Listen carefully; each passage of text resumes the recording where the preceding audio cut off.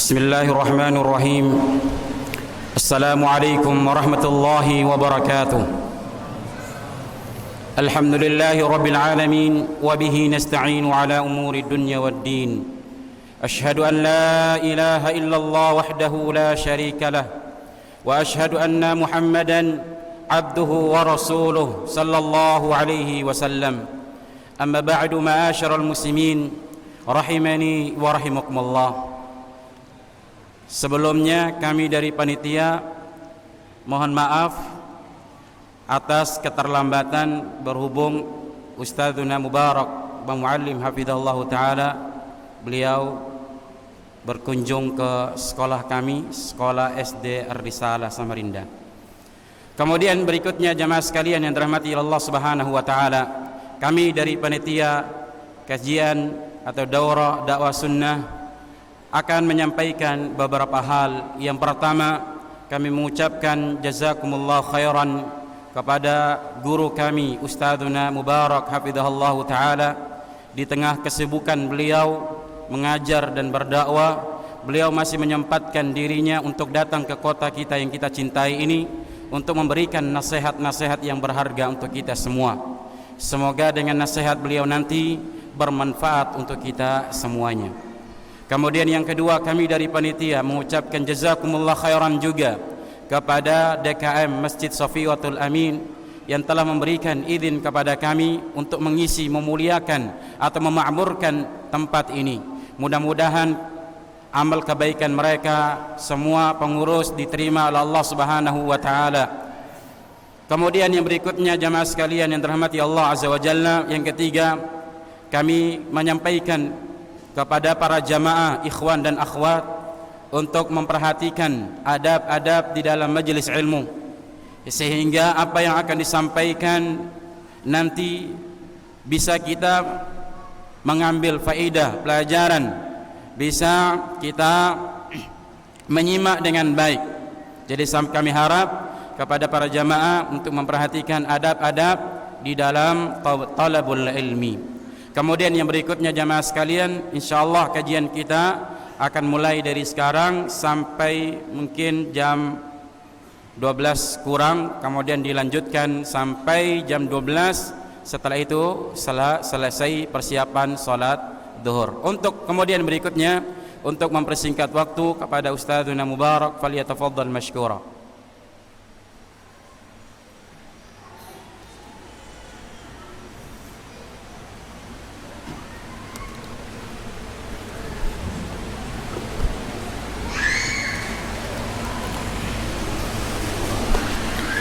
Assalamualaikum warahmatullahi wabarakatuh.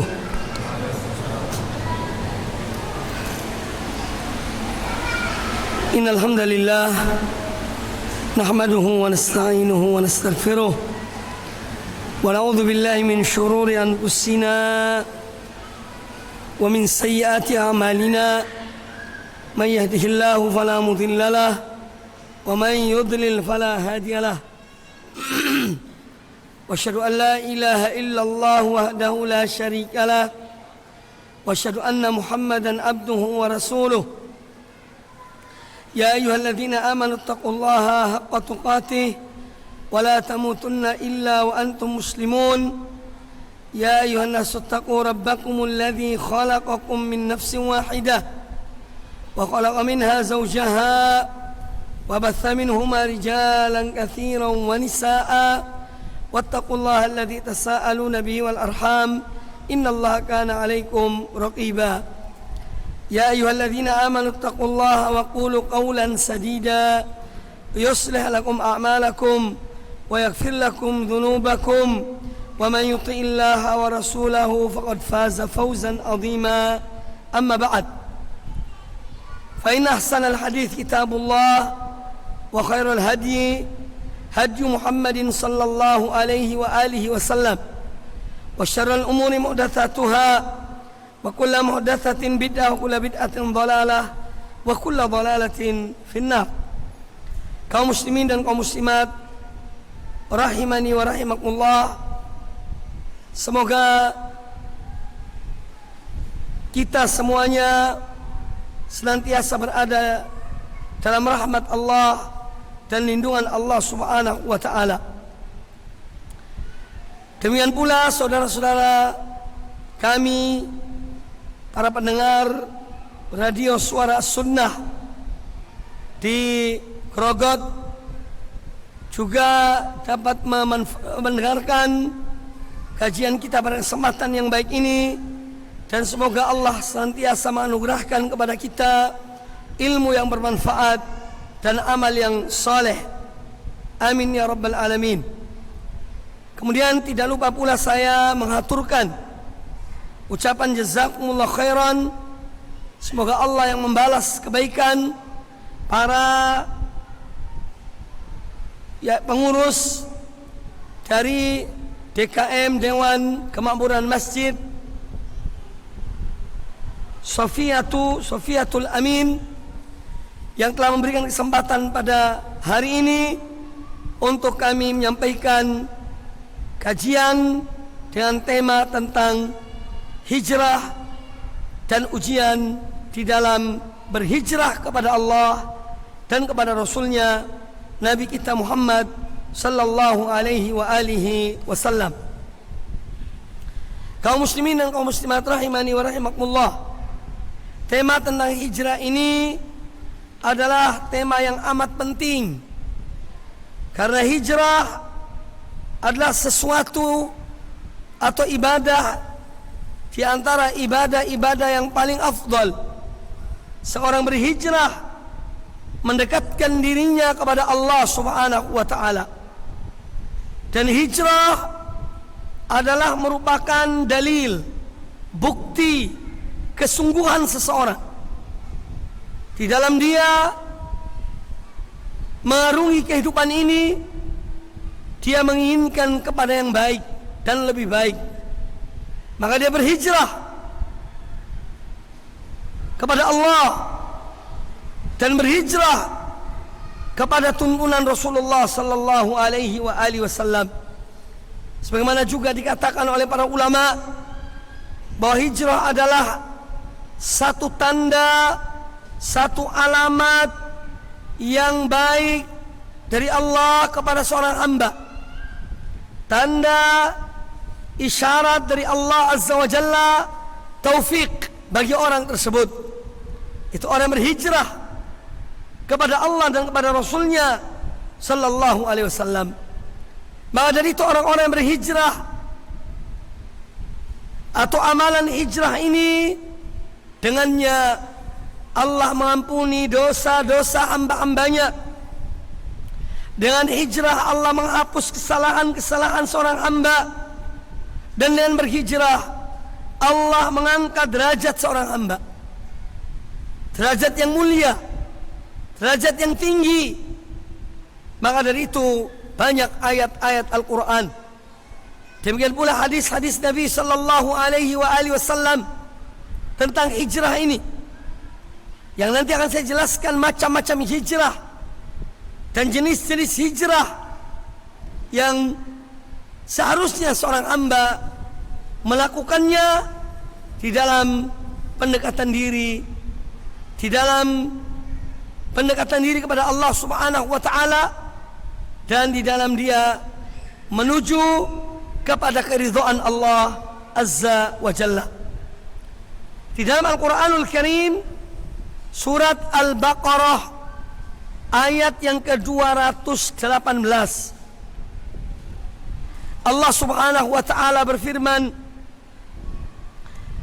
innal ladzina amanu, sesungguhnya orang-orang yang beriman, walladzina hajaru, dan orang-orang yang berhijrah, wajahadu fi sabilillah, dan mereka berjihad di jalan Allah, mereka berjuang di jalan Allah, ulaika yarjuna rahmatallah, mereka itulah orang-orang yang mengharapkan rahmat Allah, wallahu ghafurur rahim, dan Allah Maha Pengampun lagi Maha Penyayang.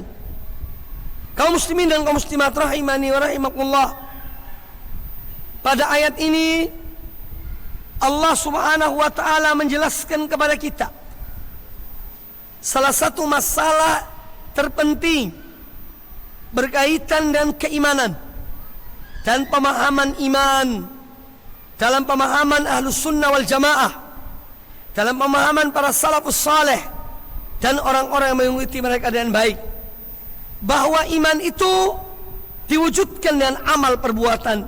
Makanya Allah menyebutkan pada ayat ini, innalladzina amanu, sesungguhnya orang-orang yang beriman. Tetapi tidak cukup hanya beriman, mereka melakukan sesuatu. Kemudian walladzina hajaru, dan orang-orang yang berhijrah dengan fisik mereka, berhijrah secara maknawiyah, wajahadu fi sabilillah, dan mereka berjihad di jalan Allah. Ulaika yarjuna rahmatallah, mereka itulah orang-orang yang mengharapkan rahmat dari Allah. Itulah. Anda tidak perlu. Maka dalam ayat ini Allah SWT menyebutkan bahwa seorang yang ingin mendapatkan rahmat Allah Azza wa Jalla, yang ingin mendapatkan ampunan Allah Subhanahu wa ta'ala, setelah dia beriman kepada Allah, dia harus berbuat sesuatu. Dia harus beramal. Dengan salah satunya adalah berhijrah. Hijrah kepada Allah Subhanahu wa ta'ala, yaitu kepada ketaatan pada Allah. Hijrah kepada Rasulullah dan taat kepada beliau dan mengikuti tuntunan dan ajaran beliau alaihi salatu wassalam. Ayat yang kedua di antara ayat-ayat Al-Quranul Karim yang menganjurkan, memerintahkan untuk berhijrah dan keutamaan orang-orang yang berhijrah, yaitu firman Allah Subhanahu wa ta'ala di dalam surat At-Taubah ayat yang ke-20 dan ayat ke-21, bahwa orang-orang yang berhijrah, Allah berfirman, alladzina amanu, orang-orang yang beriman, wahajaru, dan orang-orang yang berhijrah, wajahadu fi sabilillah, dan mereka berjihad di jalan Allah, bi amwalihim wa anfusihim, dan harta dan jiwa mereka, a'zamu darajatan indallah, mereka memiliki derajat yang tertinggi di sisi Allah. Wa ulaika humul faizun, dan mereka itulah orang-orang yang menang. Lalu kata Allah Ta'ala, yubashshiruhum rabbuhum, Rabb mereka, Tuhan mereka memberikan berita gembira kepada mereka, birahmatin minhu, berupa rahmat darinya, waridwanin, dan berupa keridhaan darinya, lahum fiha naimun muqim, bagi mereka di dalam surga itu, dalam surga itu adalah kenikmatan yang kekal, khalidina fiha abadan, mereka kekal di dalamnya selama-lamanya. Innallaha indahu ajrun azim, sesungguhnya Allah di sisinya ada ganjaran yang agung, ganjaran yang besar. Jadi ini merupakan balasan bagi orang-orang yang bertobat pada Allah Subhanahu wa ta'ala, yang berhijrah kepada Allah Azza wa Jalla karena Allah, karena Allah Subhanahu wa ta'ala. Kaum muslimin dan kaum muslimat rahimani wa rahimakumullah, istilah hijrah sering kita dengar. Bahkan di zaman kita ini ada suatu komunitas yang menamakan komunitas mereka hijrah, yang mudah-mudahan mereka berhijrah secara keseluruhan, tidak setengah-setengah.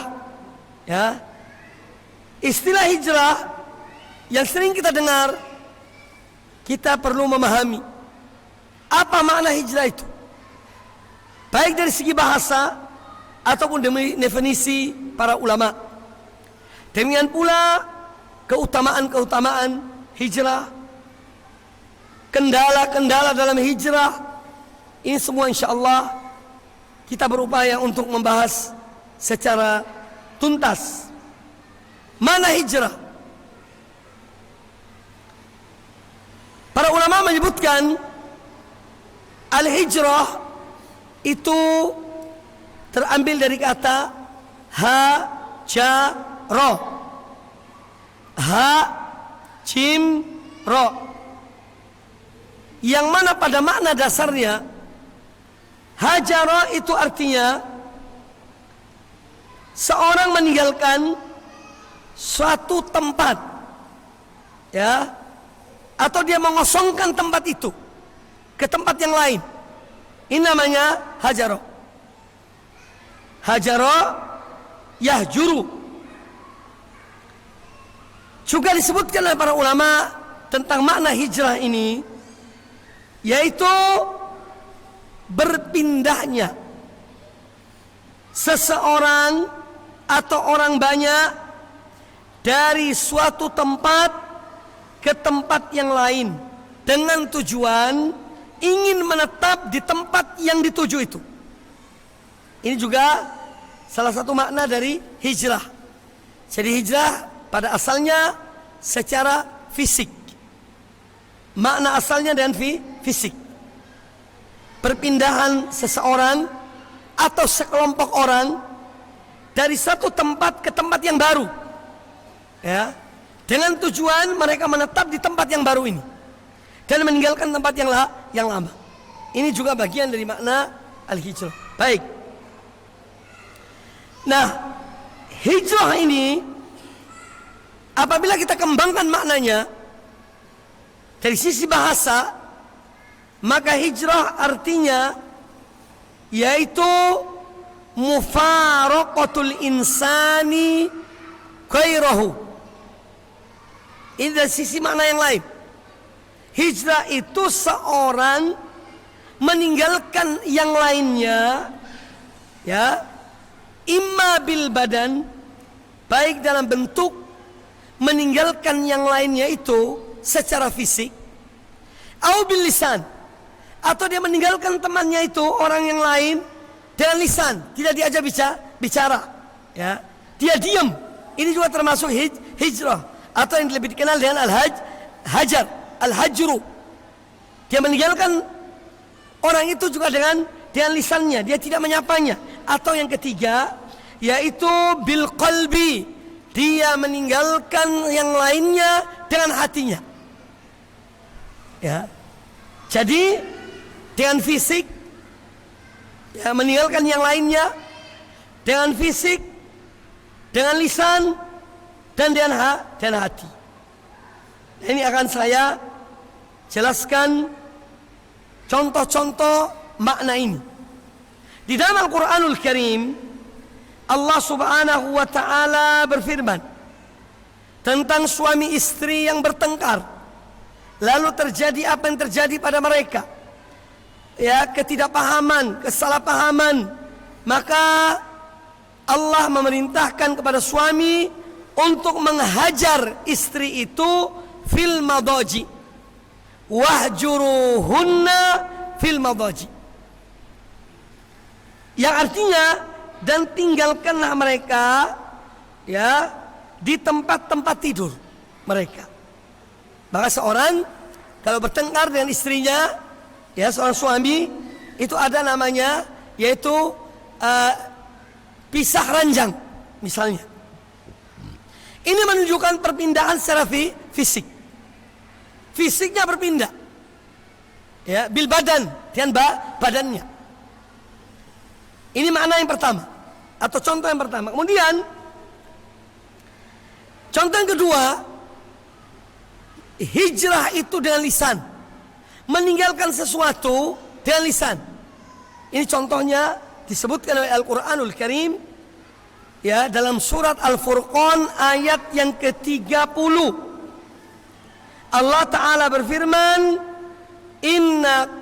tentang ucapan Nabi SAW, inna qaumi ittakhadhu hadzal qur'ana mahjura. Sesungguhnya kaumku menjadikan Al-Quran ini sesuatu yang diacuhkan, tidak pernah dibaca dengan lisannya, ya. Ini juga makna seorang tidak berbicara dengan temannya, ya. Kalau dalam bahasa Jawa, Surabaya, siwa, anak-anak siwa, sing anak-anak itu kalau tengkar tidak mau ngajak ngomong, ya, ya, bersiwa, istilahnya gitu. Jadi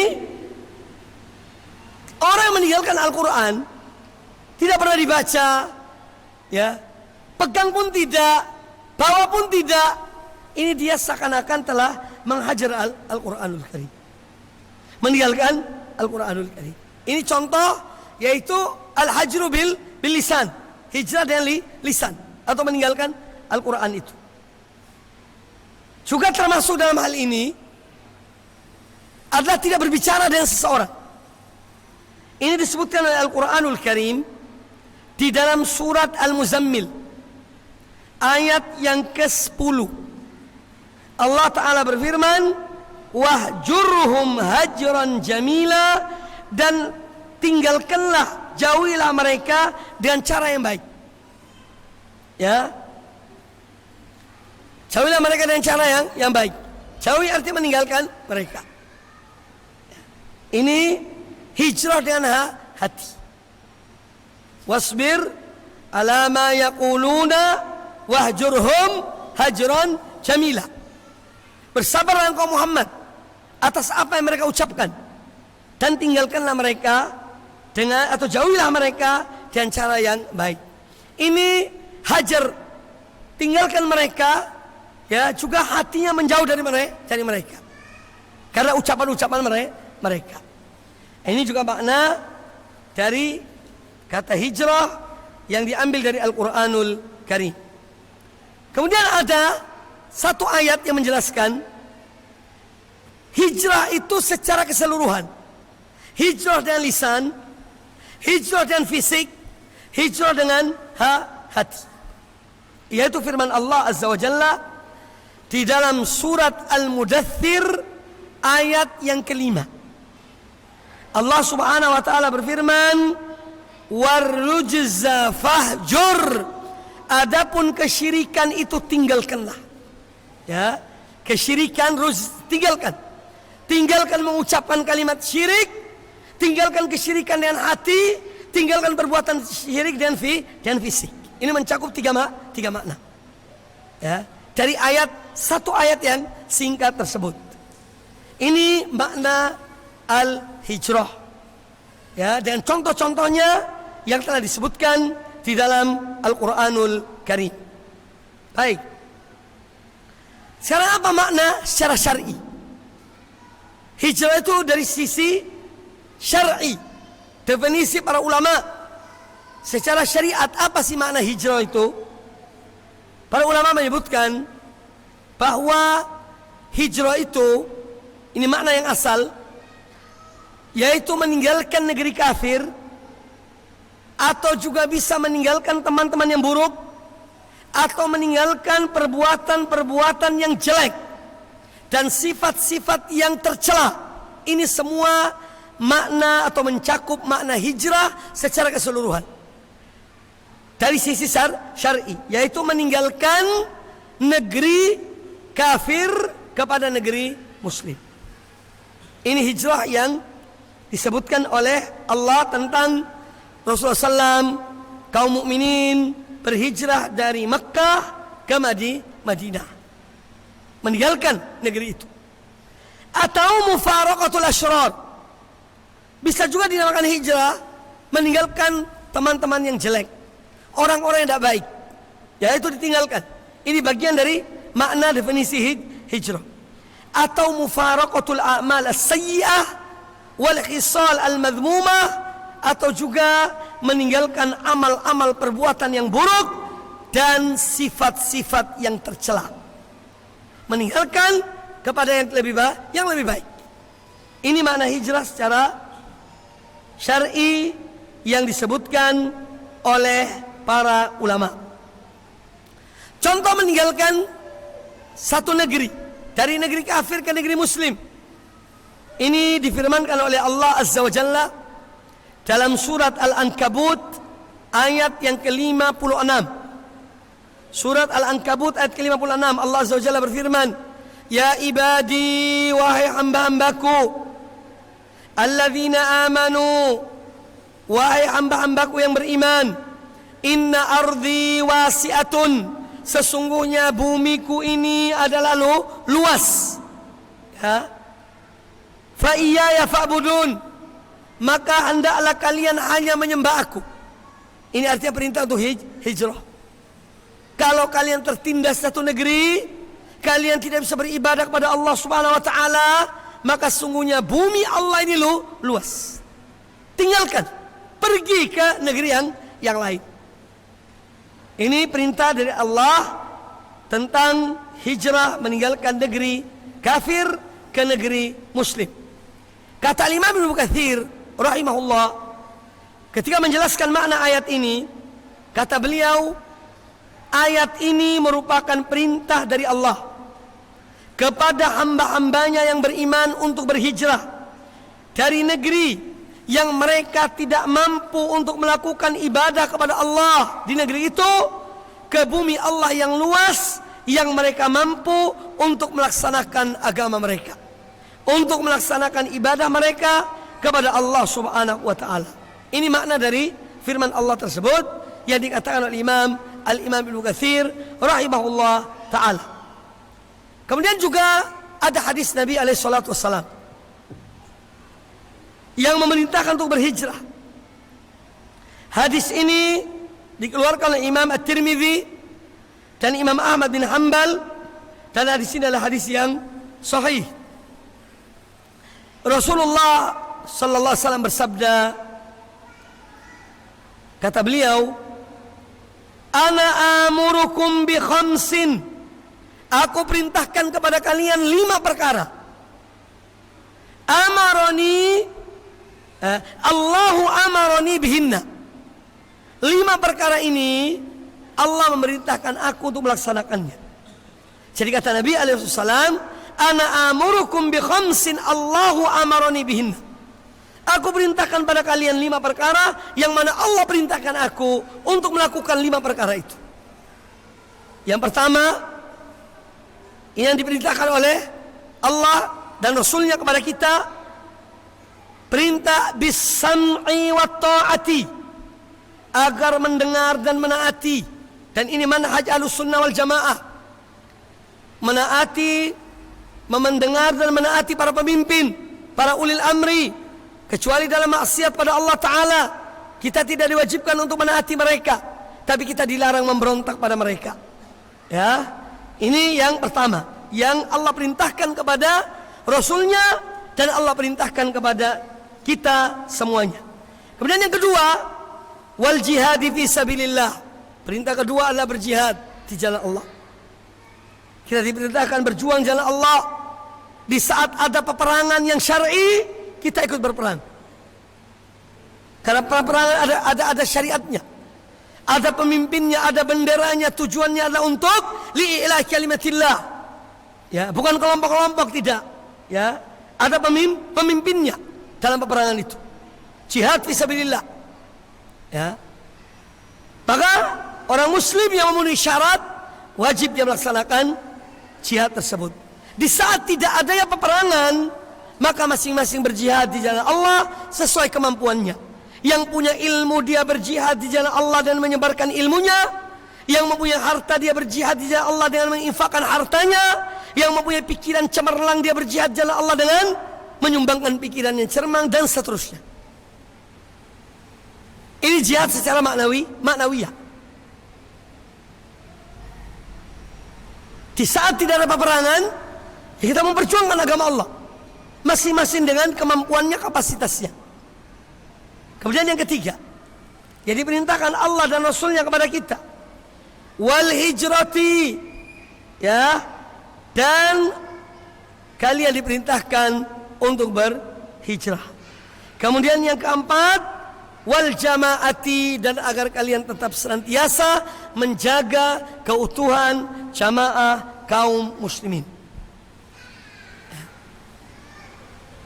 Kelima mana Ustaz? Ternyata yang pertama tadi 2, as-sam'u wa ta'ah, mendengar dan menaati. Ini 2 perintah. Kemudian jihad fisabilillah ketiga. Kemudian yang keempat adalah hijrah. Yang kelima, tetap menjaga kaum muslimin atau jamaah kaum muslimin. Ya, jadi Allah Subhanahu wa taala perintahkan kita 5 hal ini. Ya. Kemudian Al-Imam Ibnul Qayyim rahimahullah ta'ala mengatakan bahwa hijrah itu ada dua macam. Ya, hijrah itu ada dua macam. Hijrah itu.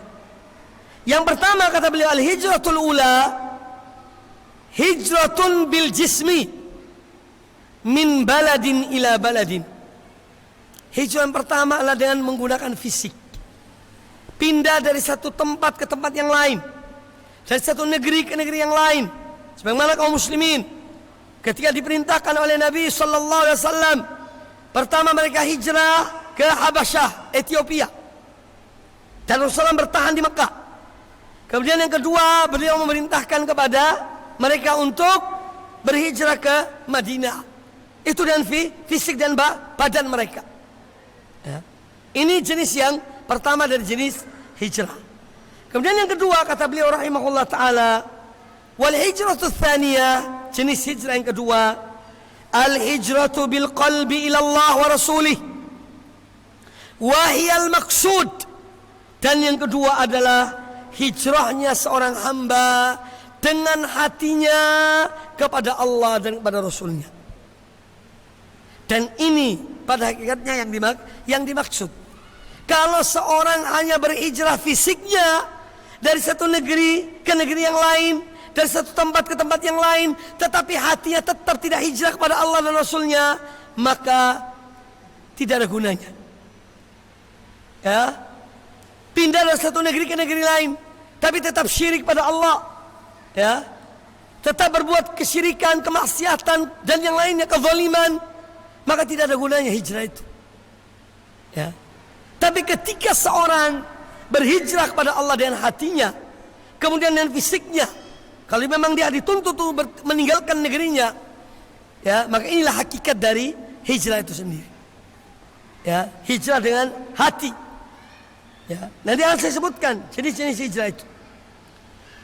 Nah, maka di sini berarti hijrah itu ada dua macam. Ada hijrah secara hissiyah, fisik, dan ada hijrah secara maknawiyah, sesuatu yang tidak dilihat, maknawiyah. Dari apa yang disebutkan oleh Imam Ibnul Qayyim. Nah, hijrah secara fisik sudah jelas. Ya, seorang pindah dari lingkungan jelek pada lingkungan yang baik, dari negeri kafir ke negeri muslim. Ya. Ini hijrah secara fisik. Tetapi hijrah secara fisik ini harus ada maknawiyahnya yang mendorong dalam dirinya. Yaitulah hijrah dengan hati itu. Ini yang disebut oleh Nabi SAW dalam hadis riwayat Imam Al-Bukhari, Imam Ahmad dan yang lainnya, dari Abdullah bin Amr ibn al-As radhiyallahu anhuma, kata Nabi SAW, al-muslimu man salima al-muslimuna min lisanihi wa yadihi, wal muhajiru man hajara ma nahallahu anhu. Kata Nabi SAW, al-muslim, orang muslim yang hakiki itu, man salima al-muslimuna min lisanihi wa yadihi, yaitu orang muslim yang mana kaum muslimin selamat dari lisannya dan selamat dari tangannya. Ini muslim hakiki. Dia tidak pernah mendolimi saudaranya sesama muslim, baik dengan lisannya dalam bentuk ghibah, dalam bentuk namimah, dalam bentuk merusak kehormatan seorang dengan lisannya, dan dia tidak pernah juga menyakiti sama muslim dengan tangannya, dengan fisiknya. Ini yang muslim yang hakiki. Kemudian yang kedua kata Nabi SAW, wal muhajiru, dan orang yang berhijrah itu adalah man hajara ma nahallahu anhu, yaitu orang yang meninggalkan apa yang dilarang oleh Allah. Itulah orang hijrah. Al-muhajir, hijrah maknawiyah, dia meninggalkan apa yang dilarang oleh Allah Ta'ala. Allah melarang meninggalkan salat. Nah, kalau ada orang meninggalkan salat, dia meninggalkan larangan Allah itu, menuju kepada melaksanakan salat, menegakkan salat. Setelah sebelumnya dia tidak salat, dia tinggalkan pekerjaan yang lama, dia memasuki pekerjaan yang baru, yaitu melaksanakan atau menegakkan salat. Seorang dahulunya makan riba, dia meninggalkan makan riba, dia menuju kepada makan yang halal. Ya. Ini hijrah secara maknawiyah.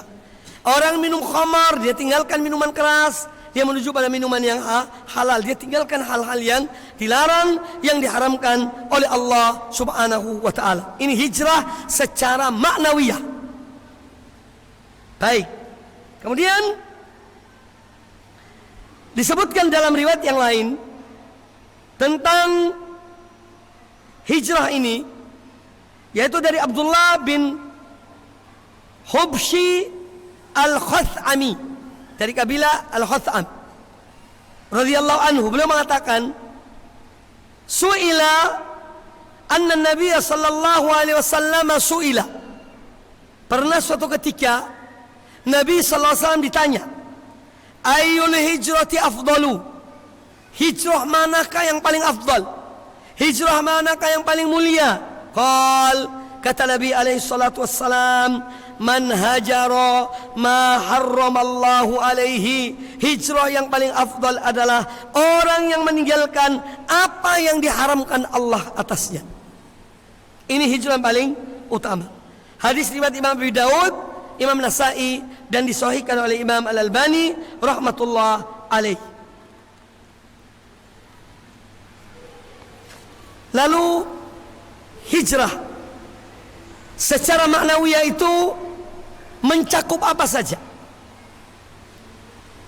Ya, para ulama menyebutkan hijrah secara maknawiyah itu mencakup hijrah dari kekufuran kepada iman. Jadi orang kafir itu kalau dia memeluk Islam setelah kufur, artinya dia hijrah. Hijrah dari kekufuran kepada keimanan. Ini hijrah maknawiyah. Minal kufri ilal iman. Kemudian minasyirki ila tauhid.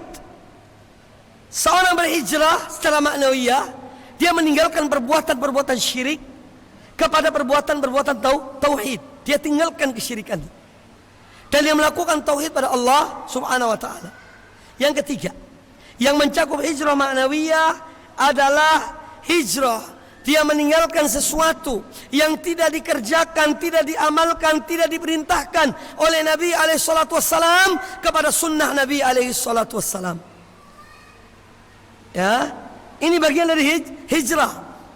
Kemudian yang keempat, yaitu hijrah secara maknawiyah, hijrah minal ma'siyati ila ta'ati. Dia meninggalkan kemaksiatan menuju kepada ketaatan. Ini bagian dari hijrah, dari amal-amal keburukan kepada amal soleh, dari sifat-sifat yang jelek kepada sifat-sifat yang mulia. Kemudian dari sini kata Imam Ibnul Qayyim rahimahullah taala bahwa hijrah ini, kata Imam Ibnul Qayyim rahimahullah tentang hijrah yang berkaitan dengan hijrah dan hati, bil qalbi ila Allah wa rasulihi. Kata beliau, anna laha mabda'an wa laha muntahan.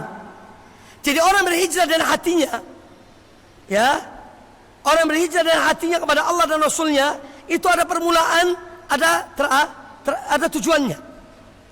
Lalu kata beliau, maka orang berhijrah dengan hatinya kepada Allah dan Rasulnya, yaitu dia berhijrah min mahabbati ghairillahi ila mahabbatillah. Dia berhijrah dari mencintai selain Allah kepada kecintaan pada Allah Subhanahu wa ta'ala.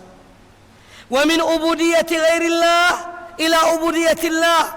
Dia meninggalkan, ya, ubudiyah, sembahan kepada selain Allah, kepada menyembah Allah Subhanahu wa ta'ala. Dari takut kepada selain Allah kepada takut hanya kepada Allah Subhanahu wa ta'ala. Dari memohon kepada selain Allah, dia pindah hijrah pada mohon pada Allah Subhanahu wa ta'ala, dan seterusnya.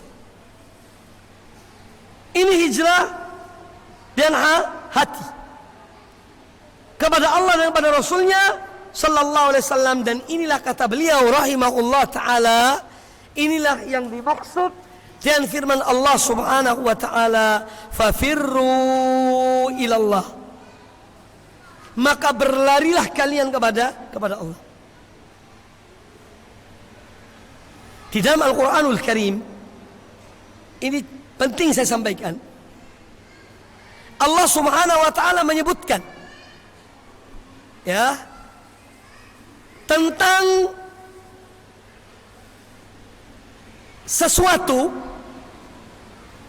yang mana diberikan sesuatu itu sesuai dengan porsinya.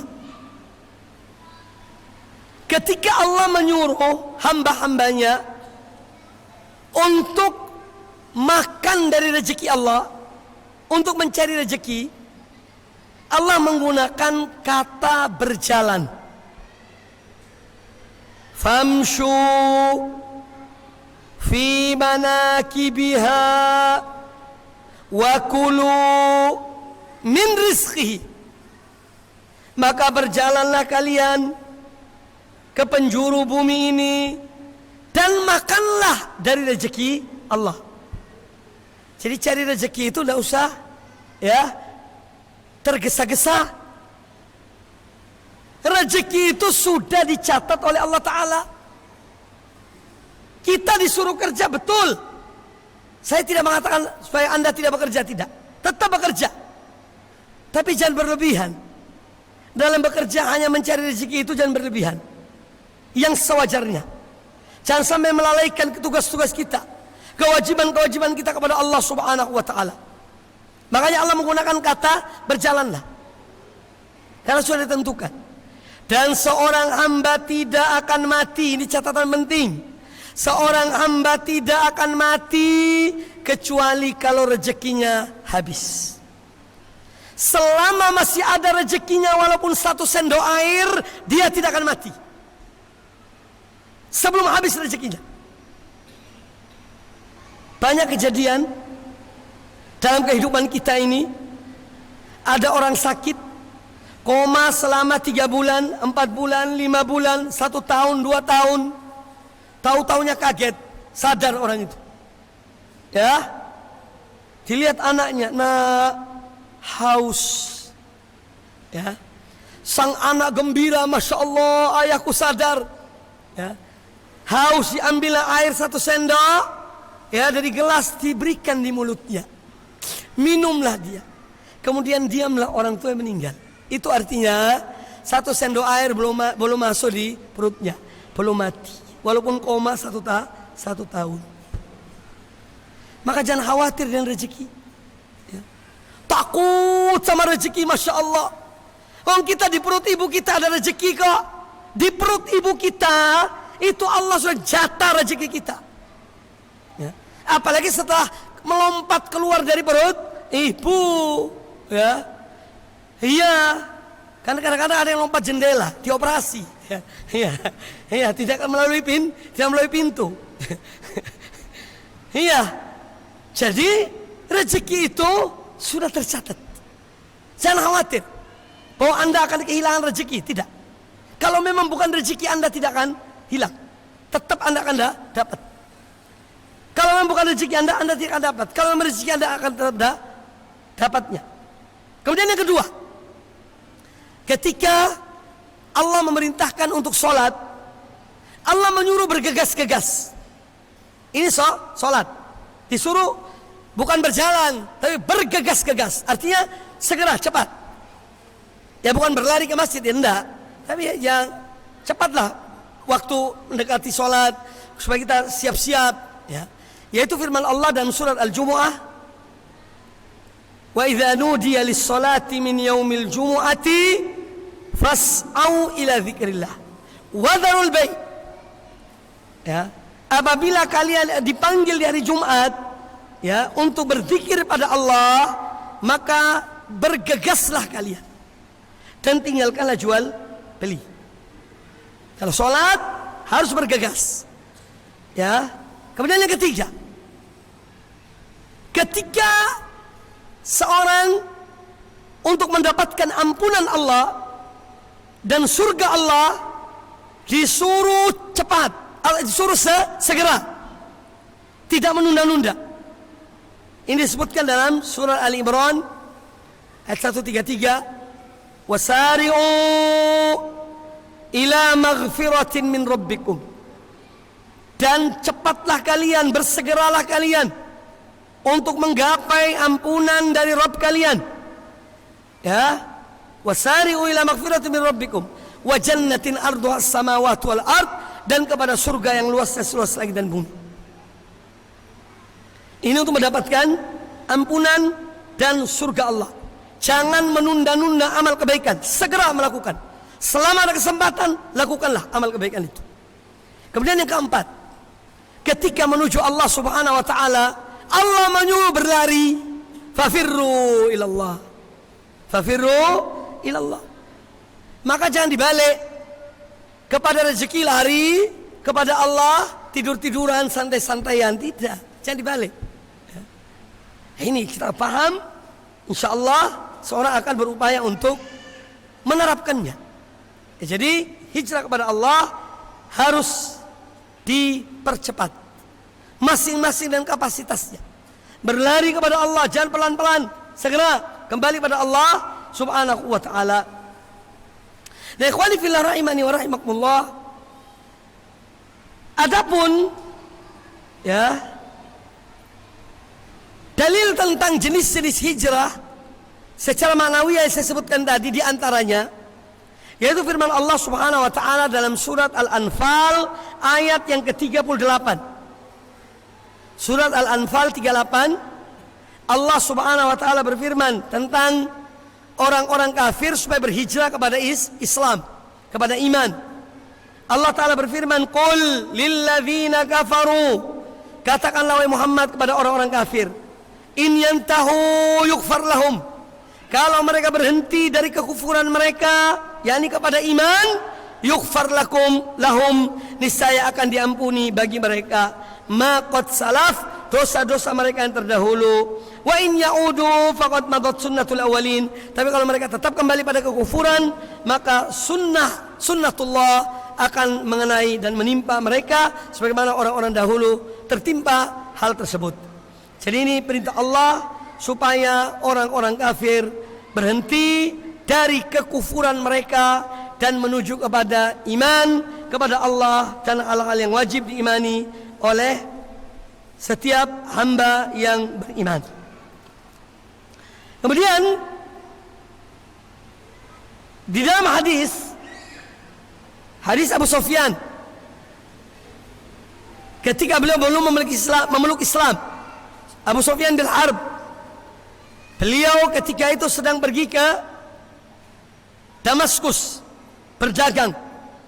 Kemudian Raja Heraklius, penguasa Romawi, mendapat surat dari Nabi sallallahu alaihi wasallam mengajak beliau untuk masuk Islam.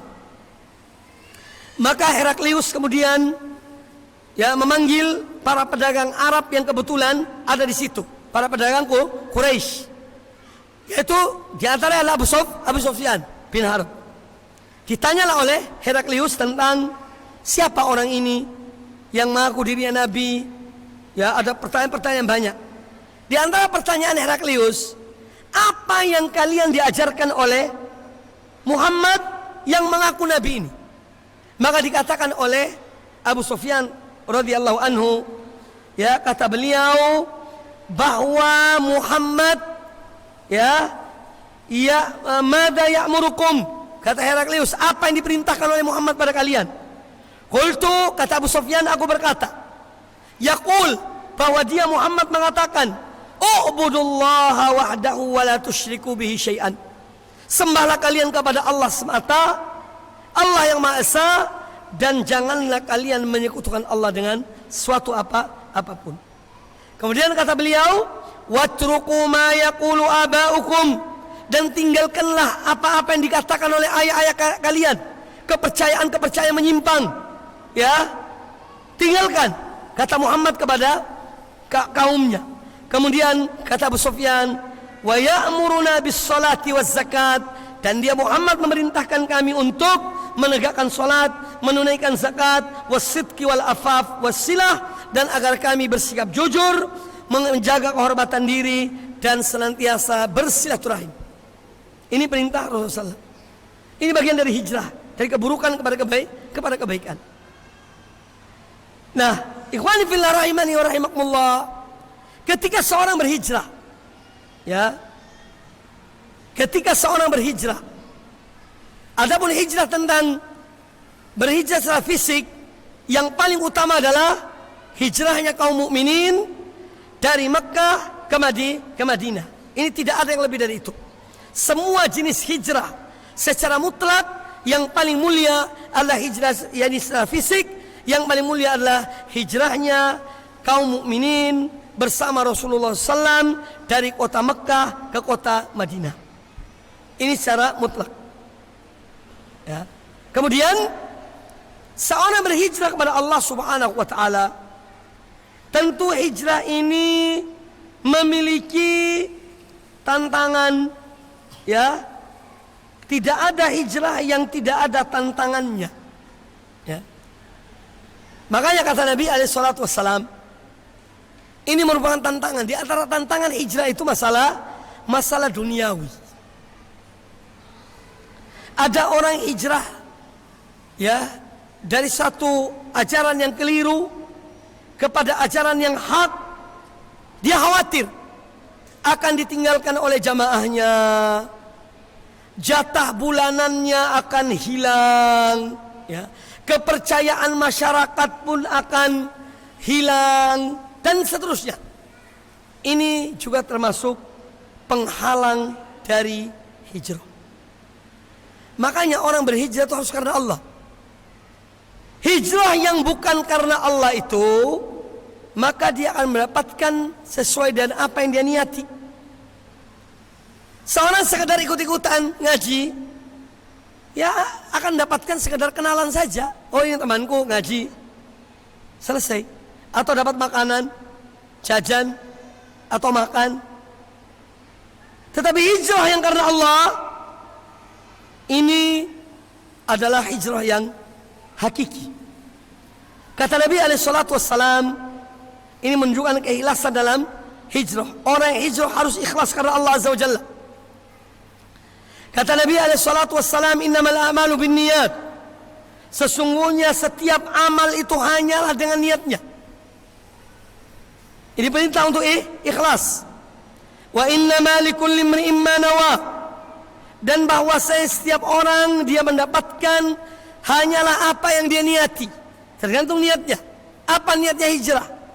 Ini apa niat amalnya yang dilakukan amal tersebut? Apa niatnya?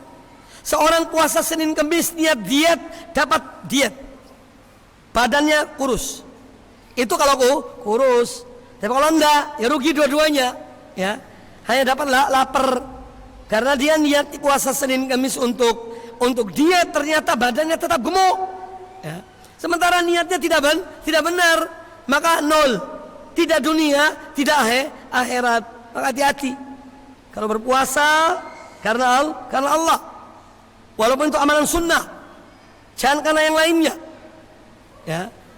Jadi innamal a'malu binniyat wa innamal likulli imri'in ma nawa.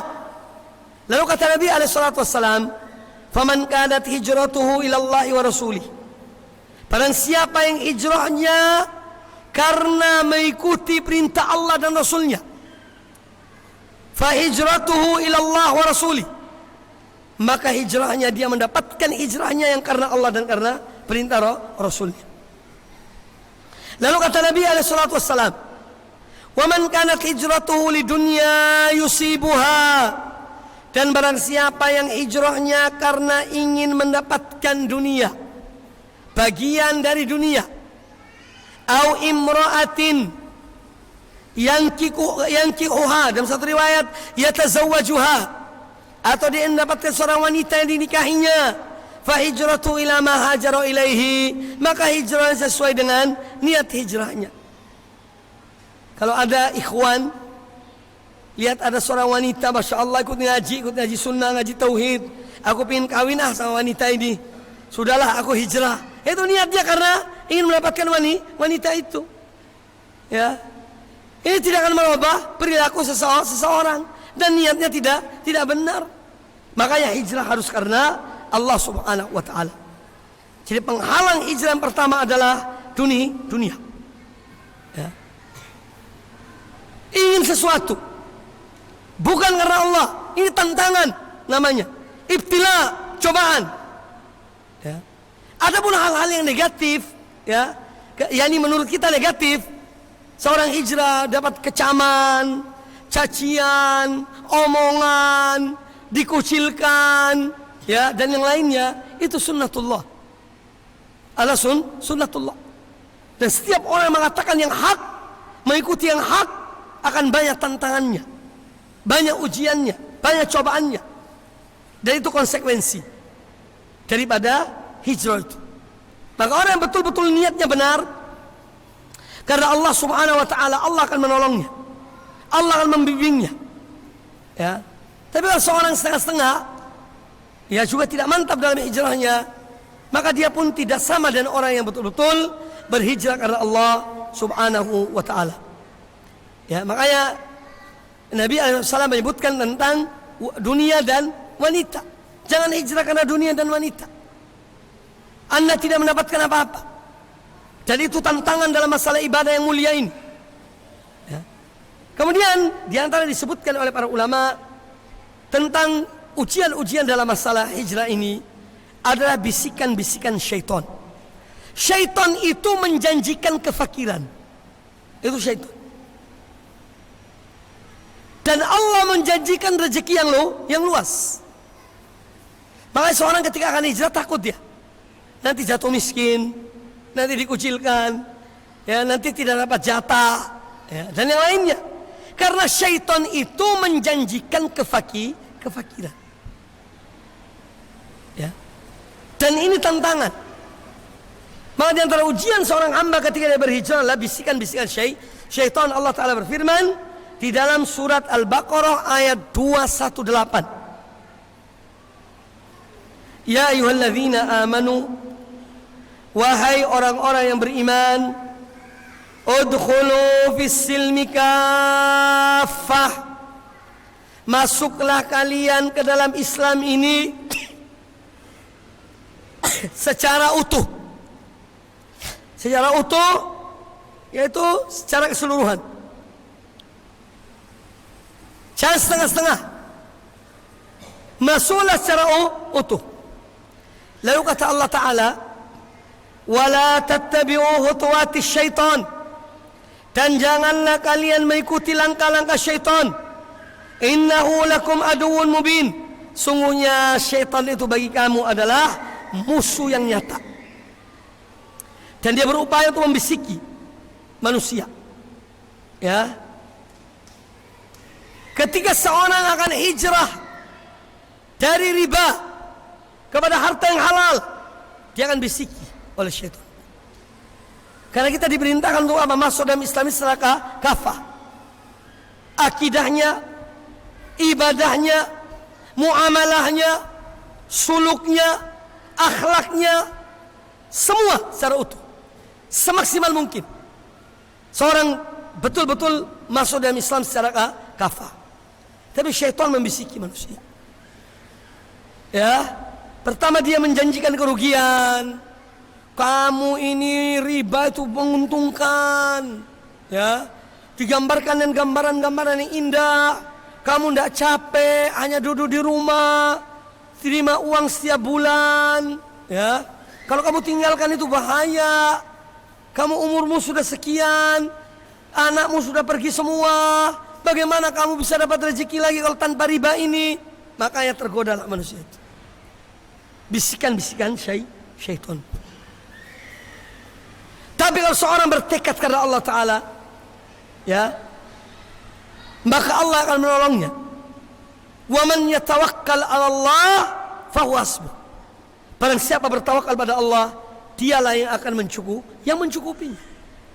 Allah akan mencukupinya. Ada seorang pegawai, dia kerja di bank riba, kemudian dia meninggalkan pekerjaannya. Pertama kali memang berat katanya, tapi setelah itu Allah membukakan pintu-pintu rezeki yang jauh lebih baik daripada ketika dia masih bekerja dan makan dari gaji riba. Iya.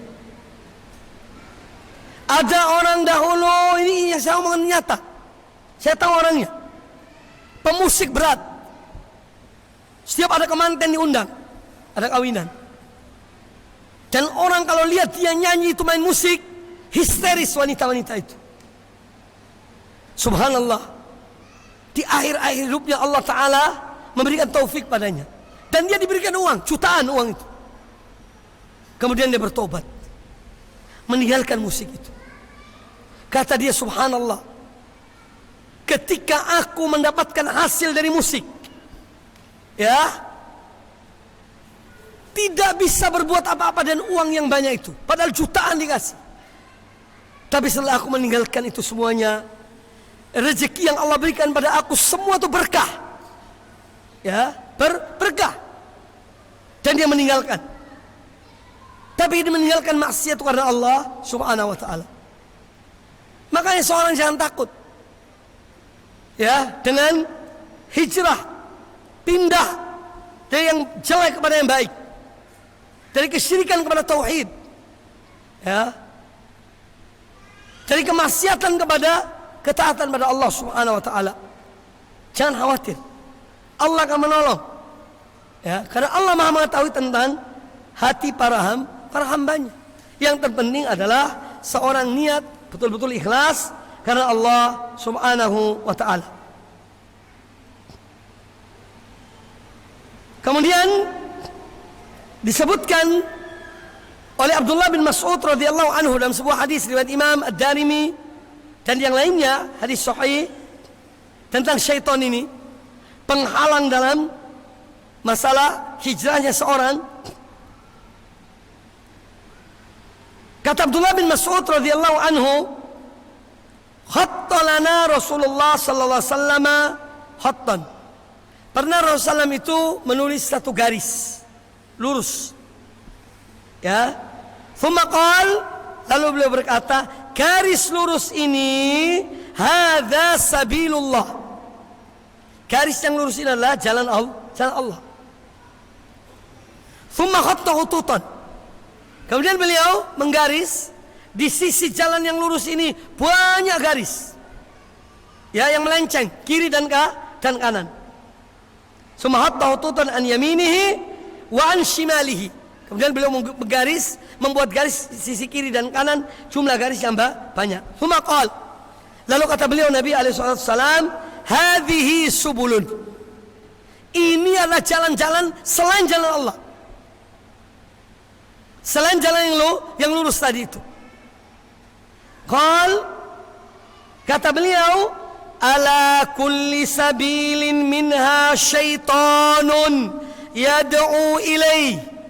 Di setiap kepala jalan ini yang melenceng kiri dan kanan ada syaitan, ya. Ada syaitan yang mengajak orang untuk menyimpang dari jalan yang lurus. Maka tantangan paling berat bagi orang yang berhijrah pada Allah Ta'ala untuk mengikuti jalan lurus adalah panggilan-panggilan syaitan, ya, kepada penyimpangan, kepada kesesatan, kepada aliran-aliran yang sesat, yang menyimpang dari Islam, dan ujung-ujungnya adalah karena dunia. Karena dunia. Maka hati-hati, waspada. Oleh karena itu seorang ketika dia diberi hidayah oleh Allah Azza wa Jalla, dia berhijrah dari al-batil kepada yang hak, hendaknya dia selalu mohon pada Allah Azza wa Jalla, mohon ats-tsabat, keteguhan dan ketegaran di atas jalan yang lurus, ya.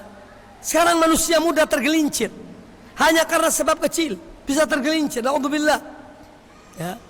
Jangankan orang yang tidak kuat agamanya, tidak kuat imannya, orang yang ada agamanya, ada ilmunya, ada imannya, itu pun bisa terjerumus dalam penyimpangan. Apalagi yang sedikit ilmunya, yang tipis imannya, ya. Maka di sini pentingnya seorang selalu minta pada Allah Azza wa Jalla agar diberikan ketetapan, kesabaran, keyakinan kepada Allah Azza wa Jalla. Sabar dan yakin. Sabar dan yakin.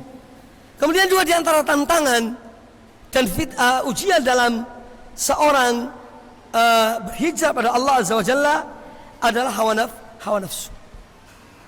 Ini sesuatu benda yang ada dalam diri kita. Ya. Hawa nafsu ini penghalang dan dia dibantu oleh syaitan. Ya. Jadi ada unsur dalam itu hawa nafsu, ada yang dari luar namanya syaitan. Dua-dua bekerja sama. Al-hawa inna nafsa la'amaratun bisu. Nafsu ini selalu memerintahkan kepada yang jelek. Ditolong oleh syaitan, maka tersesatlah manusia. Ya. Oleh karena itu harus ada perlawanan dalam diri kita kepada hawa nafsu. Jangan mengikuti setiap keinginan diri kita, hawa nafsu kita. Jangan diikuti. Ya. Tetapi ikutilah jalan yang benar. Makanya pentingnya kita itu membaca Al-Quran. Al-Quran itu pedoman hidup kita, petunjuk, penyembuh, penawar bagi penyakit-penyakit yang ada dalam hati ini. Al-Quran, tetapi baca dengan faham. Jangan baca tidak paham. Ya. Namanya pedoman dipahami. Jadi baca Al-Quran dengan memahaminya. Sehari sedikit demi sedikit baca ayatnya, baca terjemahannya. Kalau ada yang tidak jelas kita tanyakan pada guru kita. Ya, dicatat poin-poinnya. Kapan kita seperti itu? Coba. Ya. Tapi kalau HP, Masya Allah, setiap saat dengan HP. Ya, iya, ini fitnah juga, ujian bagi kita. Bagi ikhwani fillah rahimani wa rahimakumullah. Semoga Allah Subhanahu wa taala menganugerahkan kepada kita ilmu bermanfaat, amal yang saleh dan istiqamah di atas jalan yang benar. Ya. Perbanyak yaitu as-silah billah. Ya. Perbanyak hubungan kita dengan Allah Subhanahu wa taala. Ala bidzikrillah tatmainnul qulub. Perbanyak berzikir pada Allah Azza wa Jalla. Ya. Itu akan memberikan ketenangan pada diri kita. Dan seorang, karena iman ini memiliki rasa manis, ada rasa lezatnya. Ya. Kalau saja maksiat ada lezatnya, walaupun itu akan berakibat buruk, dan kelezatan maksiat hanya sekejap, ya. Nah, apalagi iman. Tidak mungkin iman tidak memiliki kelezatan. Maka dari itu kata Nabi alaihi salatu wassalam, "Dzaqa ta'mal iman." Akan merasakan lezatnya iman man radhiya billahi rabban wa bil islami dinan wa bi Muhammadin sallallahu alaihi wasallam nabiyan. Hadis riwayat Imam Muslim. Akan merasakan lezatnya iman orang yang ridho. Ridho ini berkaitan dengan pekerjaan amalan hati itu ridho. Ya. Ridho ini pekerjaan hati. Jadi bukan pekerjaan fisik yang lain, tapi hati. Akan merasakan lezatnya iman man radhiya billahi rabban, orang yang ridho Allah sebagai Rabbnya. Dia tidak menyembah kecuali pada Allah, dia tidak mohon kecuali pada Allah, dia tidak bergantung kecuali pada Allah, dia tidak takut kecuali pada Allah, dia tidak cinta kecuali hanya karena Allah, dan seterusnya. Dia akan merasakan lezatnya iman itu. Wabil islami dinan, dan orang yang akan merasakan lezatnya iman, orang yang ridho Islam sebagai agamanya. Islam yang mana? Apa Islam Nusantara atau sementara atau Sulawesi Utara atau Nusa Tenggara? Tidak. Ya. Islam yang diturunkan kepada Rasulullah Sallallahu Alaihi Wasallam. Itu yang Allah ridhoi. Bukan Islam yang macam-macam. Nah, orang yang ridho kepada Islam ini sebagai agamanya, dia akan merasakan lezatnya iman itu. Dan yang ketiga, kata Nabi alaihissalam, wabi Muhammadin sallallahu alaihi wasallam nabiyan, dan orang yang ridho Muhammad sallallahu alaihi wasallam sebagai nabinya. sebagai pemimpinnya, sebagai uswah hasanahnya, ya, contoh teladan baginya. Dia akan merasakan betul lezatnya iman dan Islam itu.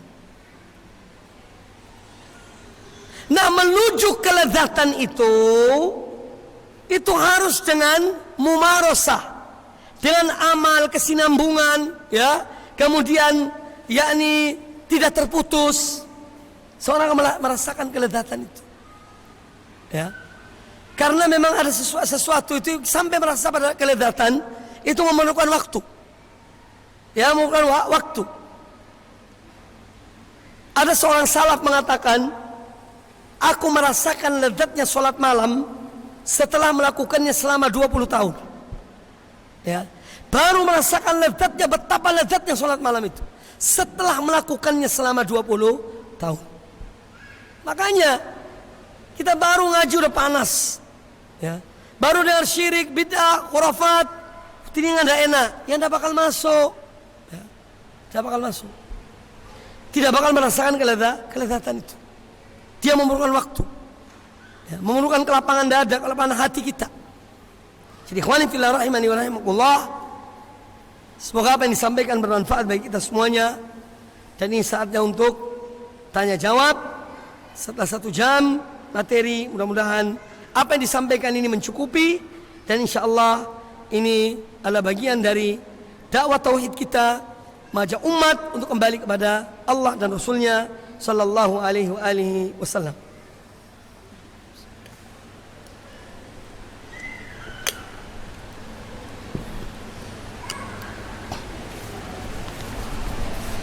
Sekali lagi pertanyaan mohon yang singkat dan padat. Pertanyaan yang panjang saya akan akhirkan. Ustadz, kitab-kitab apa saja yang harus dipelajari bagi seorang yang baru berhijrah, dan bagaimana memilih guru yang benar agar tidak salah dalam berhijrah? Kitab-kitab yang harus kita baca, dan alhamdulillah banyak kitab-kitab yang dasar itu sudah diterjemahkan ke dalam bahasa Indonesia bagi yang tidak bisa membaca bahasa Arab. Contohnya adalah kitab Al-Usul Al-Thalatha, 3 prinsip dasar yang harus diketahui oleh setiap orang muslim, setiap orang mukmin. Dan ini pun sebetulnya buku ini perlu guru, ada yang jelaskan. Dan alhamdulillah di sini juga ada Ustaz Abdurrahman dan yang lainnya. Ya silakan antum baca, kalau ada hal-hal yang kurang jelas tanyakan pada beliau atau yang lainnya dari para asatidz yang ada.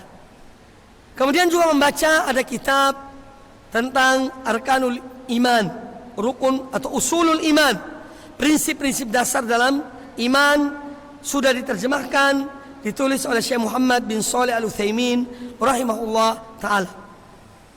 Ada kitab hadis yang sederhana, Al-Arba'in An-Nawawiyah, 40 hadis atau lebih dari itu yang ditulis oleh Imam An-Nawawi. Ada kitab hadis yang lain lebih tebal dari itu, Riyadhus Shalihin, ya, hadis tentang bagaimana akhlak, bagaimana kita membersihkan jiwa kita, hati kita, ya, dari penyakit-penyakit hati, dan bagaimana kita beribadah pada Allah dengan ikhlas dan benar. Itu baca kitab, dan banyak kitab-kitab. Silakan Anda atau antum bertanya kepada ustaz-ustaz yang ada di sini. Buku-buku ya menurut saya wallahu a'lam, sementara kadang-kadang ada buku yang tidak terlalu tebal supaya Anda tidak malas. Karena kalau melihat buku yang tebal, kadang langsung malas membacanya, ya. Karena kebanyakan kita ini bukan orang yang hobi baca, kecuali sebagian orang, ya. Jadi ambil buku yang tipis, kemudian yang meningkat insya Allah. Mudah-mudahan kalau sudah terbiasa membaca akan senang dalam membaca, ya. Baik. Kemudian pertanyaan berikutnya,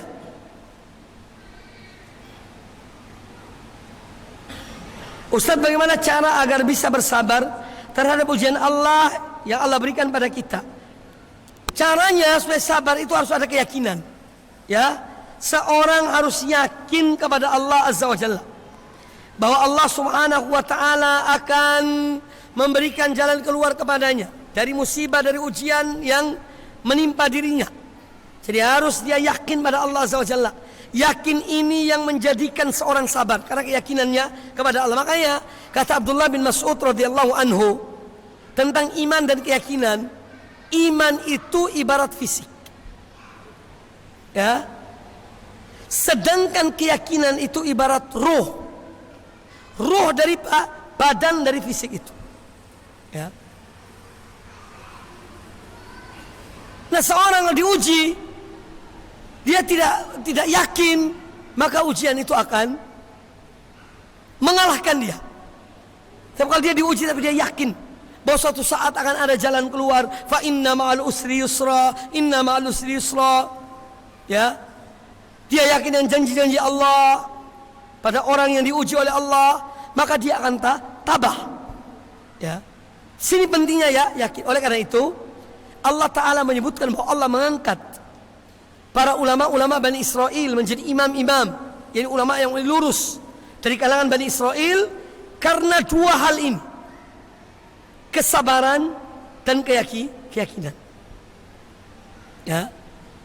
Wa ja'alnahum a'immatan yahduna bi amrina lamma sabaru wa kanu bi ayatina yuqinun.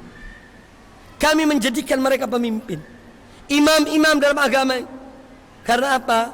Mereka mengikuti petunjuk Allah, mereka bersabar, dan mereka yakin pada Allah Ta'ala. Ini penting. Saya tidak perlu bicara panjang lebar. Ya. Yakin pada Allah Ta'ala. Titik. Kemudian pertanyaan berikutnya.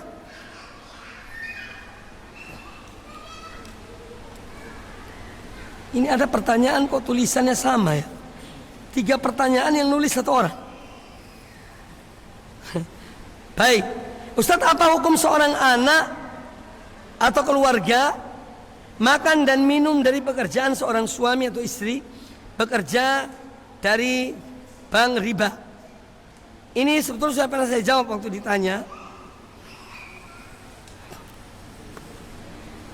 Ada seorang mahasiswa bertanya kepada Syekh Albani rahmatullah alaih. Saya seorang yang kuliah dan saya tahu ayah saya orang yang bekerja di bank riba. Ya. Bagaimana ya Syekh? Kata beliau, apabila Anda bisa bekerja maka bekerjalah dan makanlah dari keringat Anda.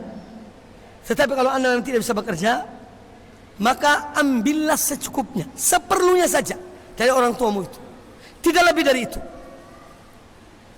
Dan tentu dalam hal ini, dari apa yang ditanyakan oleh penanya, ya kita berharaplah dan menghimbau kepada orang-orang yang makan riba dan yang lainnya dan yang diharamkan oleh Allah Azza wa Jalla.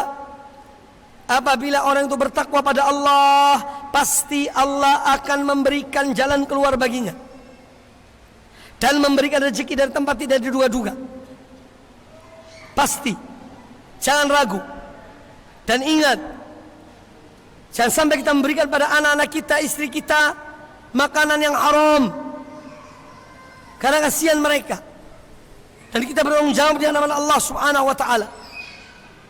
Oleh karena itu, carilah jalan yang terbaik, carilah pekerjaan yang halal, maka insyaallah taala pasti Allah akan memberikan jalan keluar bagi orang yang bertakwa kepada Allah Subhanahu wa taala. Wallahu a'lam.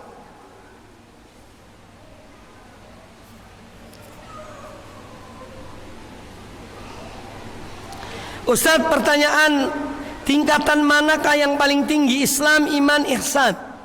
Yang paling tinggi adalah ihsan. Yang di bawah ihsan adalah iman. Di bawah iman adalah Islam. Artinya apa sih? Apa maksudnya dengan pertanyaan dengan iman, Islam, ihsan? Jadi begini. Masing-masing ini mempunyai rukun.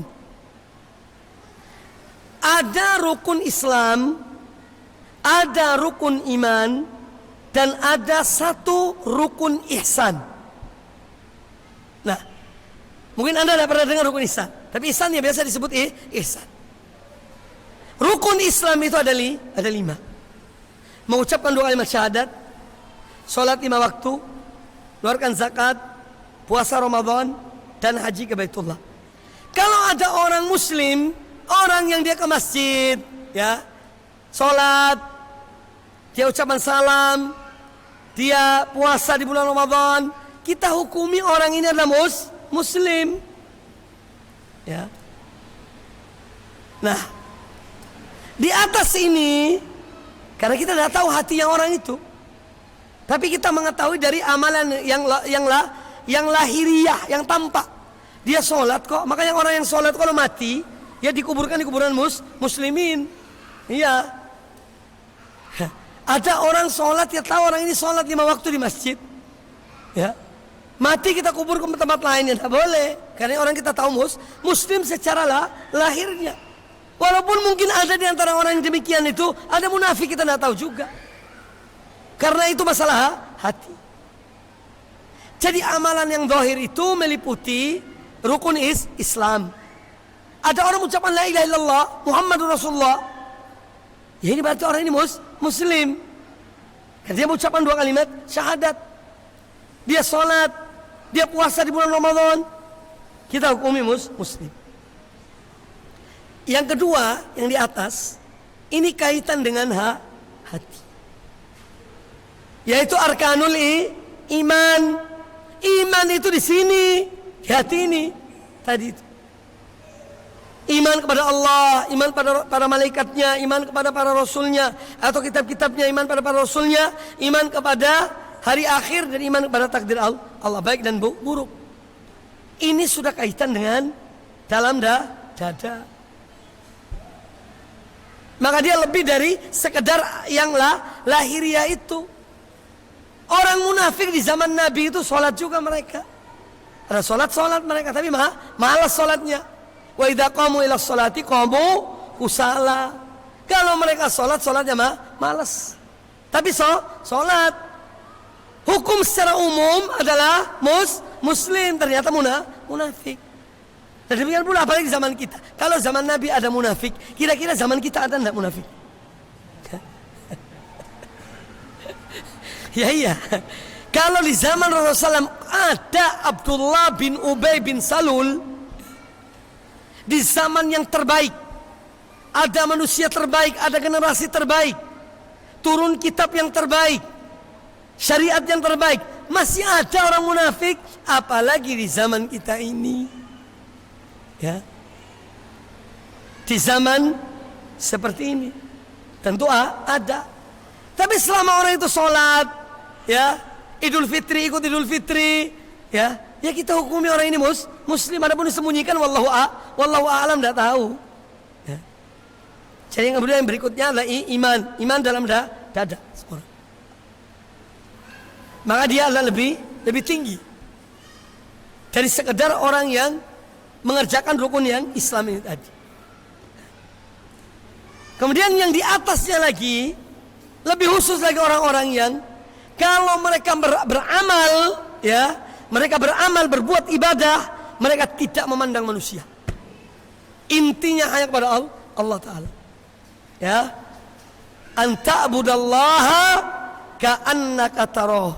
Engkau menyembah Allah seakan-akan engkau melihat Allah. Wa illam takun tarahu fa innahu yarak. Dan kalaupun engkau tidak melihat Allah, sungguhnya Allah melihat engkau. Maka mereka beramal tidak ada pamrih-pamrih kepada yang lain. Intinya kepada Allah. Salatnya, ibadahnya, nafkahnya, pemberian, semua hanya melihat Allah Subhanahu wa taala. Tidak menggubris dengan omongan manusia dan yang lainnya. Intinya Allah Ta'ala. Maka derajat mereka lebih. Derajat al-ihsan lebih dari sekedar iman dan Islam. Ini tentang mana yang lebih mulia, iman, Islam, dan ihsan. Yang paling tinggi adalah ihsan. Derajat ihsan.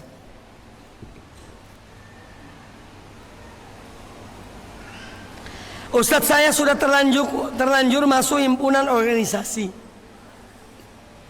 Ada acara dan di dalam rapat tersebut ada ikhtilat.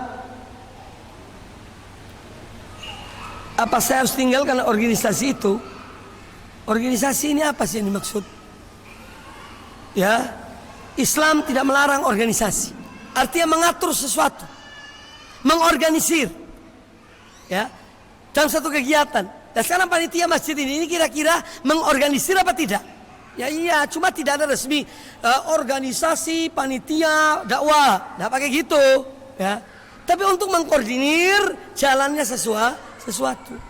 Nah, yang kita sayangkan, masalah organisasi zaman kita ini sudah ada kaitan dengan al-wala wal bara. Itu masalahnya. Kamu ikut aku, kamu dari golonganku, kamu tidak ikut organisasi aku, bukan golonganku. Ada hadis Rasulullah mengatakan begini. Oh enggak, pimpinan organisasi saya mengatakan begini. Jadi Rasulullah ini dia ataskan. Itu masalahnya. Nah kalau sudah begini ya menyimpang. Ya. Jadi kalau organisasi dimaksud adalah untuk mengatur sesuatu, kegiatan-kegiatan, aktivitas-aktivitas yang positif, ya seorang nimbrung tidak ada masalah. Tapi kalau sudah kaitan wala wal bara, benci dan cinta karena itu, tidak. Ya.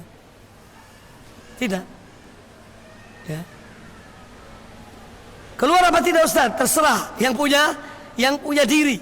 Mau keluar apa tidak? Dilihat. Kalau merusak akidahnya, agamanya, kayak keluar. Kalau dengan dia masuk bisa memberikan pengaruh, memberikan dakwah, memberikan masukan, maka mungkin sementara dia bertahan untuk kebaikan. Wallahu a'lam. Kemudian masalah ikhtilat. Ikhtilat ini ya di mana-mana sebetulnya ada ikhtilat. Kita ke pasar itu ikhtilat sebetulnya. Ya. Di kantor ikhtilat. Di mana sih tidak ada ikhtilat? Kecuali kumpul gini ada ikhtilat, perempuan di belakang. Tapi seorang bagaimana dia menjaga dirinya, dia berupaya untuk menghindar dari ikhtilat itu. Ya. Karena ikhtilat itu akan berdampak pada meringankan masalah dosa. Taib, wallahu a'lam. Pertanyaan berikutnya, bagaimana cara tawakal sedangkan kita masih memiliki hutang? Nah ini ya, kurang paham tentang makna tawakal. Dikeluarkan oleh Imam At-Tirmidzi, ya, dengan sanad yang sebagian ulama menghasankan hadis ini. Seorang datang kepada Nabi SAW membawa onta. Ya Rasulullah, kata orang itu, apakah aku mengikat onta, aku melepas onta itu kemudian aku tawakal, atau aku mengikat onta itu kemudian aku tawakal? Kata beliau, ikatlah, kemudian tawakal. Jadi tawakal itu dan usaha. Punya hutang ya bekerja untuk bisa membayar hutang. Jangan sudah punya hutang, dah tahu tuh pangku tangan, merenungkan hutangnya. Ya, itu bukan tawakal namanya. Ya, bukan tawakal. Tapi kita diperintahkan untuk melakukan sebab. Ya. Melakukan sebab itu mana tawakal? Tawakal itu ada upaya, ada sebab. Kalau ada orang mengatakan, Ustaz, saya bertawakal pada Allah. Seandainya Allah takdirkan aku punya anak, pasti aku punya anak, tapi aku tidak mau kawin. Ini kira-kira perlu dibawa ke rumah sakit yang kurang waras. Iya, rumah sakit waras itu. Mau punya anak, tidak mau kawin. Sudah kawin hanya duduk renung lihat istrinya, dan dikumpuli. Ya. Makanya tawakal dan amal perbuatan. Dan ini diajarkan oleh Quranul Karim. Allah mampu dan maha kuasa untuk menimbulkan jalan di Laut Merah untuk dilewati oleh Musa dan kaumnya. Tetapi Allah menyuruh Musa memukul laut itu. Ya, Allah menyuruh Musa untuk apa? Memukul laut itu dengan tongkatnya. Allah berkuasa untuk mengeluarkan 12 mata air dari batu. Ya, untuk 12 kabilah Bani Israel. Tetapi Allah menyuruh Musa, idrib bi asokal hajar, pukullah batu itu dengan tongkatmu. Maka keluarlah 12 mata air. Ini artinya apa? Menyuruh untuk melakukan sebab usaha. Seorang punya hutang, kerjalah dan minta pada Allah Ta'ala. Ya Allah, Allah Maha mengetahui niat kita mau bayar atau tidak, itu masalahnya. Karena sekarang banyak orang berhutang dengan niat tidak mau bayar, ya. Banyak. Jadi kalau ingin bayar, Anda bekerja, Allah akan memberikan jalan keluar dari untuk melunasi hutang tersebut. Wallahu a'lam.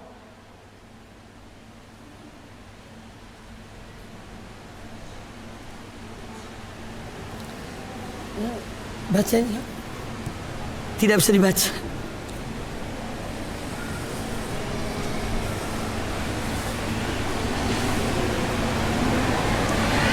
Ustaz, mohon definisi yang sesungguhnya tentang hijrah. Sudah saya sampaikan tadi hijrah itu.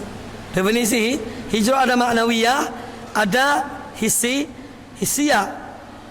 Kemudian bagaimana jika seorang berhijrah tapi dia masih senang atau bermain musik? Artinya dia dalam bidang ini dia belum hijrah namanya. Paham ya? Tapi dia telah hijrah dari meninggalkan sholat menjadi orang yang sholat, dari tidak ngaji kepada orang yang ikut ngaji, ya. Tapi dia masih ada maksiat yang dia sulit meninggalkannya. Maka mintalah pertolongan pada Allah Ta'ala agar Allah menghilangkan kebiasaan itu, ya. Jadi bukan berarti orang yang berhijrah itu dia itu artinya secara keseluruhan. Kadang-kadang manusia masih ada dosa dilakukannya. Tidak ada manusia lepas dari dosa. Tapi kalau Anda tetap ini musik itu menghabiskan waktu. Musik melalaikan manusia dari mengingat Allah Subhanahu wa taala. Ya. Musik kadang mengganggu orang lain, ada orang sedang tidur istirahat, kita gering-gerang ganggu orang. Ya. Dan banyak hal. Tidak ada gunanya. Tinggalkan.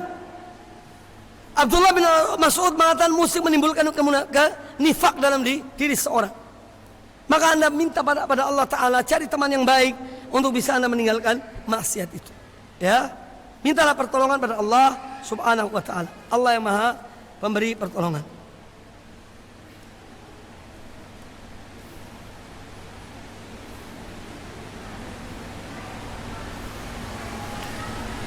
Baik, pertanyaan berikutnya. Ini yang terakhir, ya.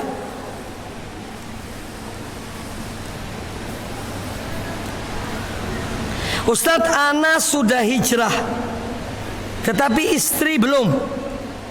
Kali ini gampang, istri biasa ikut suami. Jangan suami ikut istri. Kecuali dalam kebaikan.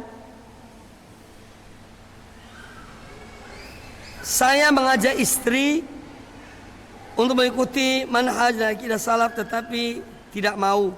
Bahkan saya ke kajian rutin sudah tidak sering. Ya, artinya Anda ini mengikuti istri, ya. Terkadang istri menonton video yang di YouTube yang bermain salaf, namun ingin menyindir Ana mengajak mengaji tapi gak mau. Ya, cobalah Anda bagaimana sebagai seorang laki-laki. Ar-rijalu qawwamuna 'alan nisa. Jadi laki-laki itu pemimpin bagi wanita. Dan memimpin itu bukan berarti kemudian jadi panglima di rumah, tidak. Keliru. Kalau seorang kawin menikah kemudian ingin jadi panglima di rumahnya, sana, siap, sana, nah, ya. Tapi perpaduan apa? Mawaddah dan rahmah, cinta kasih. Ya. Anda katakan pada istri Anda, saya ingin bertemu Anda insya Allah tidak hanya di dunia. Aku ingin untuk kita sama-sama di surga Allah Subhanahu wa taala. Ya. Mari kita tolong menolong. Ta'awanu 'alal birri wat taqwa. Tolong menolong dalam kebaikan dan bertakwa pada Allah taala. Dan saya kira tidak perlu saya ceramah panjang lebar masalah ini. Ya, masing-masing tahu tentang bagaimana dia berupaya untuk mengajak keluarganya kepada kebaikan, kepada sunnah Rasulullah SAW. Ya. Kalau betul-betul sudah sampai pada akhirnya memang tidak bisa, ya sudahlah. Wanita itu jangan dipukul dengan tangan. Kasihan. Tapi dipukul dengan wanita. paham ya Bapak ini ya, Masya Allah. Iya. Kalau pukul dengan tangan kasihan, tidak mungkin Anda lebih kuat laki-laki kan, mukul istrinya. Jangan, pukulannya gampang.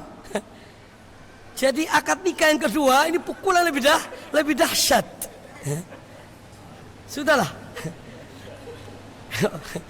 Baik, saya khawatir nanti pengajian saya dari A sampai Z tadi jadi rusak gara-gara yang terakhir ini. Ya, jadi kepada seorang suami, jadilah pemimpin yang baik dalam rumah tangga. Ya, berbuat baiklah pada istri. Wanita itu adalah sebagai penolong kita, penolong kita dalam bertakwa pada Allah Subhanahu Wa Taala. Maka dari itu harus ada ta'awun antara suami dan istri. Ya, kita sama-sama berjalan menuju Allah Subhanahu Wa Taala. Ajak mereka dengan baik, ajak mereka dengan hikmah. Ya, dan telah disabdakan oleh Nabi SAW, wanita itu tercipta dari tulang rusuk yang paling bengkok. Ya, kalau engkau berusaha meluruskannya dia akan patah. Kalau engkau biarkan dia akan semakin bengkok. Maka di sini pentingnya seorang suami bagaimana dia meletakkan sesuatu pada tempatnya. Tapi yang jelas bahwa Allah Nabi SAW bersabda istausu bin nisa'i khaira, berbuat baik kepada wanita. Wallahu taala a'lam.